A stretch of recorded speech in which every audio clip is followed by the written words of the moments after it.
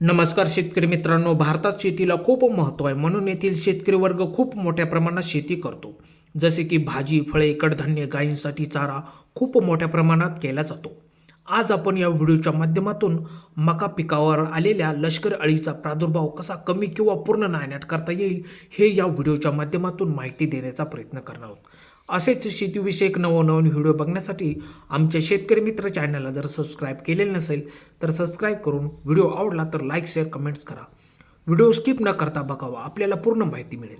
तर चला जाणून घेऊया. मका पिकावर प्रामुख्याने अमेरिकन लष्करी अळी, खोडकिडा आणि कणस अळी अशा अनेक प्रकारच्या अळी या मका पिकावर दिसतात.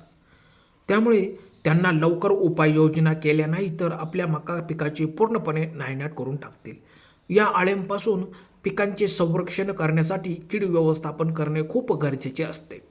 तुम्ही बघू शकता, सर्वत्र लष्करी अळीने धुमाकूळ घातलेला आहे. सर्वत्र पाने कुरतडून ही मका पूर्णपणे संपुष्टात आणण्याचा प्रयत्न केलेला आहे. जसे पाहिले तर मका पिकावर सर्वाधिक प्रादुर्भाव होतो तो म्हणजे लष्करी अळीचा. लष्करी अळी मका पिकाच्या सुरुवातीच्या काळात कोवळी पाने असताना पानांवर छिद्र पाडते. तुम्ही बघू शकता किती मोठ्या प्रमाणात पानांवर छिद्र पाडलेली आहेत. पाने खरडून खाते, पानांना खिडक्या पाडते. ही अळी पोंग्यांमध्ये शिरून आतील भाग खाऊन टाकते, ज्यामुळे पानांवर तुम्ही बघू शकता कशा प्रकारे पांढरे लांबट चट्टे व खूप मोठ्या प्रमाणात पानांवर छिद्रे पडलेले तुम्ही बघू शकता. पोंग्यामध्ये खूप मोठ्या प्रमाणात विष्ठा टाकलेली आहे, त्यामुळे पाने ही झडल्यासारखी दिसत आहेत. त्यामुळे तुमच्या मका पिकाचे जवळपास 30% नुकसान झालेले तुम्ही बघू शकता. मित्रांनो, ही अळी तुम्ही बघू शकता कशा प्रकारे वरती आलेली आहे. हे बघा कशा प्रकारे पूर्णपणे नुकसान केलेले आहे. याला जर लवकर उपाययोजना जर केल्या नाही तर आपले मका पीक पूर्ण संपुष्टात येईल.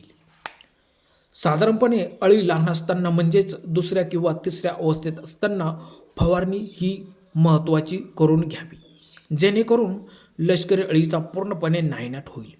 फवारणी करताना सायंकाळी, त्यावेळेस सर्व अळ्या बाहेर असतात आणि जमिनीत ओलावा असणे म्हणजेच वापसा असायला हवा.